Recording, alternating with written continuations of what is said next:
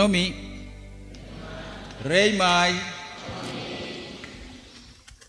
Sudah lama sekali saya pikir-pikir kapan dong kasih saya jadwal pimpin ibadah di Yahim. Kira-kira 3 minggu lalu sebelum jadwal dibuat, pendeta Dewa itu, pendeta di Sere, kami panggil dia Dewa, Demus Wamese. Dia telepon saya, dia bilang, pendeta, jemaat-jemaat mana yang kau belum pimpin? Saya bilang besok kasih saya di Yahim. Jadi hari ini saya datang. Karena saya penasaran, tiap hari lewat-lewat di sini tapi cuma lihat-lihat saja gedungnya. Sudah masuk di dalamnya tapi untuk hal-hal lain. Kita berbahagia sekali hari ini bertemu bersama-sama, jarang bertemu, kemudian sekarang kita akan saling membagikan kebenaran firman Tuhan. Dengan bahagian yang menarik sekali. Kita perjanjian lama ada 39 kitab, kemudian digolongkan dengan golongan-golongannya, kitab-kitab masing-masing, dan Yeremia ada di golongan 3 nabi besar. 3 nabi besar ini bukan karena dong badan besar, tapi karena kitabnya tebal-tebal. Yeremia saja 52 pasal. Orang sudah baca semua atau tidak, saya tidak tahu. Tapi karena kitabnya besar-besar disebut nabi besar. Terus yang lain, yang 12 itu dompu kitab tipis-tipis, jadi dong bilang nabi kecil. Dan seperti itu. Kemudian Yeremia menjadi nabi waktu masih muda. Dia seorang nabi yang pernah protes sama Tuhan. Saya tidak bisa, saya masih muda. Saya tidak pandai bicara, saya bodoh. Oh ya, rasanya bang, Tuhan bilang tidak. Apa yang kusuruh kepadamu lakukan. Lalu Yeremia bilang, kalau saya melawan seperti api yang akan membakar dalam hidup saya. Tapi kalau saya lakukan berat juga. Di Israel yung lalahal katanya, yung ganyan. Anggai boro atau boro yung makay. Dengar macam terdengar. Dahia nabi bangsa makai. Tuhan bilang, aku mengutus engkau untuk mencabut dan merobohkan. Untuk mencabut dan menanam, untuk merobohkan dan membangun. Jadi keadaan Israel kacau sekali pada waktu itu. Secara agama, orang bawa dewa-dewa dari bangsa-bangsa lain, kasih masuk di dalam itu bait Allah itu. Taruh dalam bait Allah, campur aduk. Tidak tahu mana yang mau bilang Tuhan, Allahnya Israel. Tuhan itu kalau dalam tadi kita baca itu diterjemahkan dengan bahasa Indonesia, hurufnya besar-besar, Tuhan, huruf besar semua, Yahweh. Dan orang jadi bingung lama sekali. Nanti ada sejarahnya panjang. Nanti datang zaman Raja Yosia baru terjadi reformasi setelah seorang imam menemukan tulisan di dalam bait Allah. Jadi terjadi pertobatan, dong kasih keluar semua itu dewa-dewa. Jadi apa yang kita baca hari ini adalah kalau dibaca dalam bahasa asli itu seperti puisi, dibaca dengan indah. Karena memang Tuhan Allah itu indah. Tuhan Allah itu luar biasa. Tuhan Allah itu terang benderang. Karena itu baca tentang Tuhan tidak bisa baca dengan tersendat-sendat seperti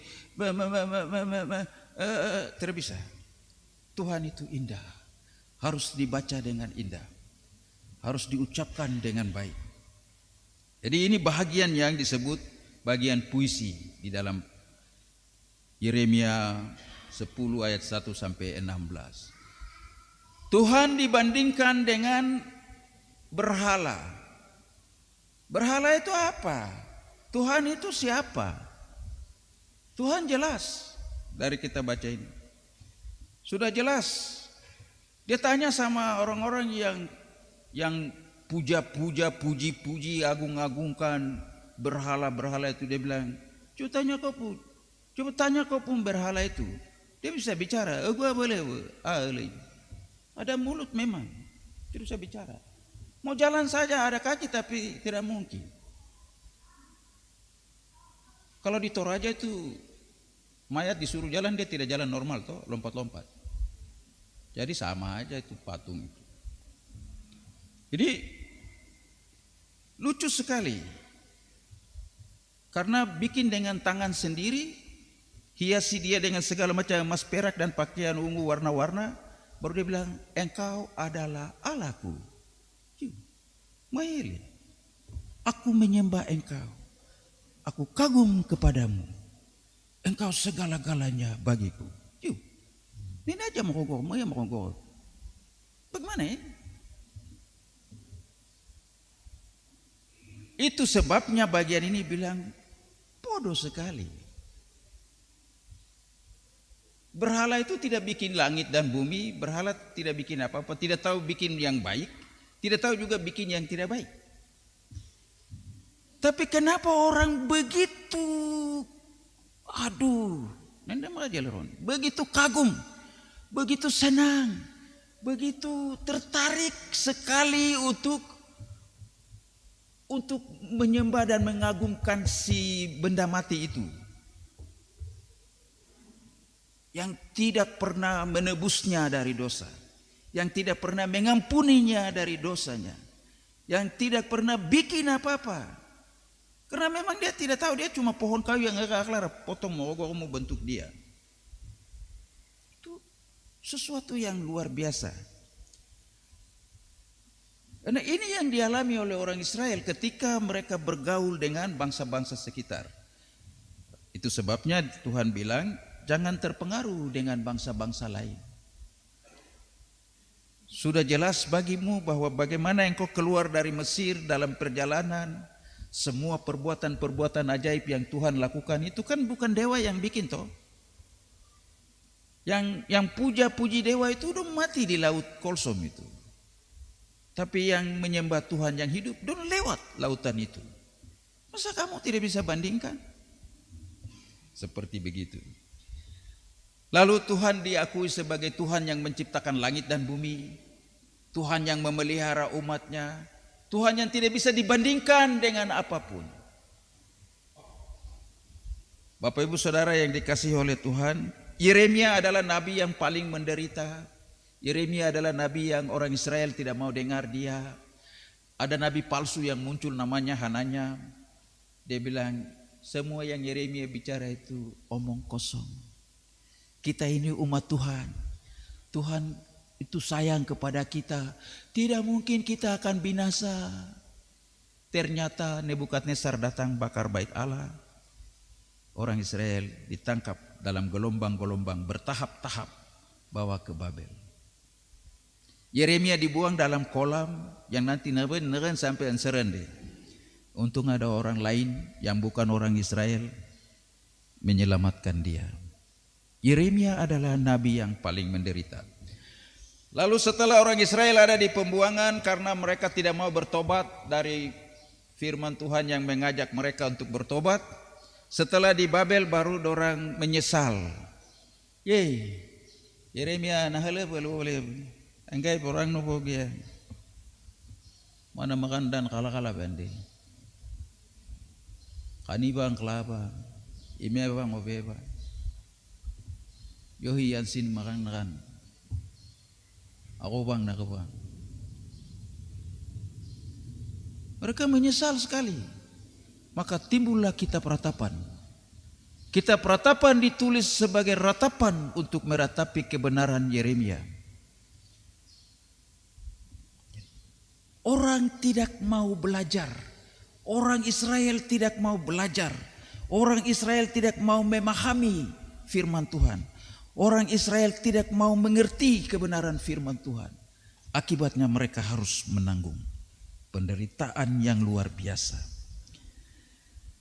Ayat 1 tadi cukup jelas ya. Dengarlah firman yang disampaikan Tuhan kepadamu, hai kaum Israel. Engkai borong. Nda firman maru ayembe. Di Romia hirba. Di enena nakatu yorba war kaum Israel kepadamu. Dengarlah. Israel mereka tidak dengar.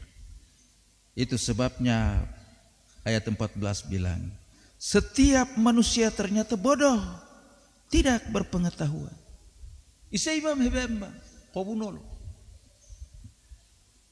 Mereka tidak mau belajar dari pengalaman, dari cerita-cerita pengalaman. Nenek moyang kami, nenek mereka sampai mengatakan tentang kelan makanya kata. Mereka tidak mau belajar itu. Mereka lebih tertarik dengan apa yang dibagikan oleh bangsa-bangsa lain yang punya dewa-dewa. Itulah bahagian yang kita dengar dari bacaan hari ini.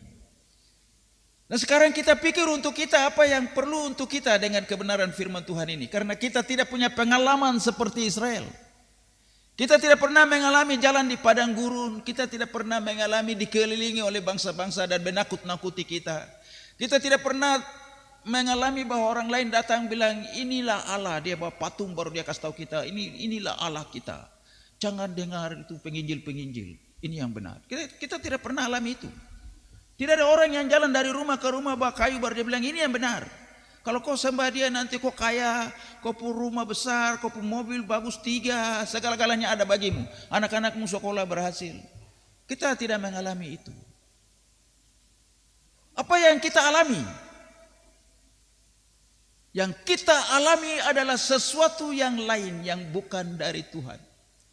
Sesuatu yang kita ciptakan sendiri di dalam pikiran kita. Sesuatu yang kita bentuk sendiri di dalam lubuk hati kita dan kita pegang teguh. Yang membuat kita mengabaikan firman Tuhan. Yang membuat kita mengabaikan seluruh ibadah-ibadah. Yang membuat kita menjadi santai dan kita pikir ibadah itu one day it will be. Next time, not now. Lain kali, tidak hari ini. I still have time, maybe tomorrow. Masih ada waktu, mungkin besok. Hari ini tidak. Hari ini saya punya urusan. We don't want to learn. Kita tidak mau belajar.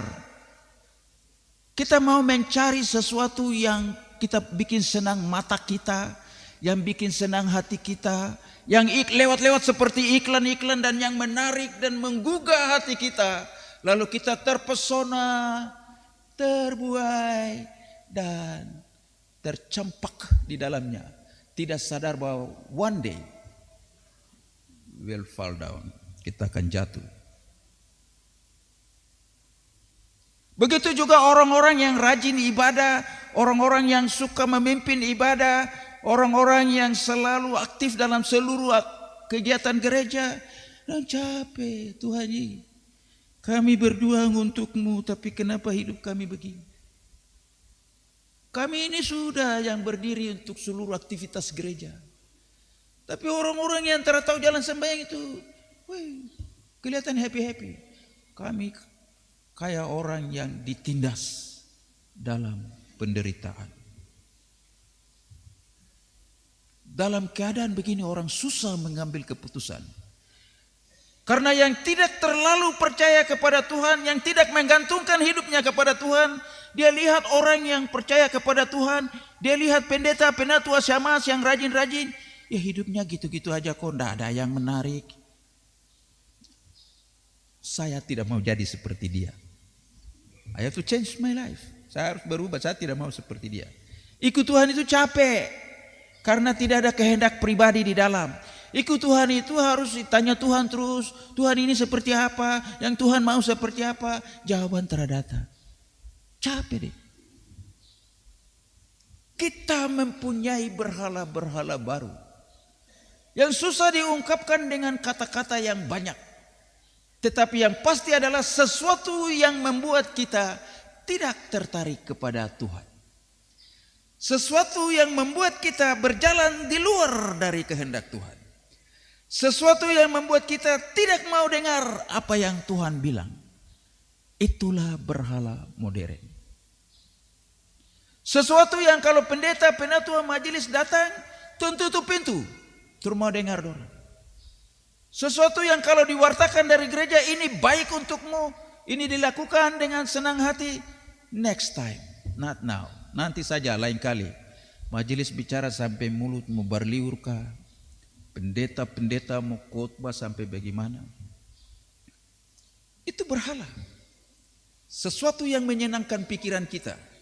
sesuatu yang membuat hati kita beria-ria, Tuhan tunggu. Itu berhala. Sesuatu yang kita takuti, kalau ada orang lain mendekatinya kita bilang dia, jauh, jangan dekat situ.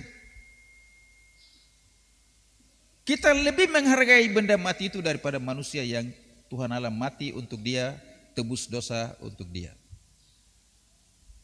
Kalau hari ini kita mendatang, misalnya kita jalan-jalan ke Yahim Pantai, kita lihat patung di sana itu salib.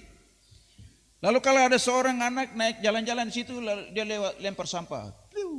Satu kita lihat, dua, tiga. Mungkin ketiga kita, hey, itu tempat sampah kah? Dia bilang, saya senang jadi saya buang-buang. Dia bilang, saya senang toh. Kok ganas kah?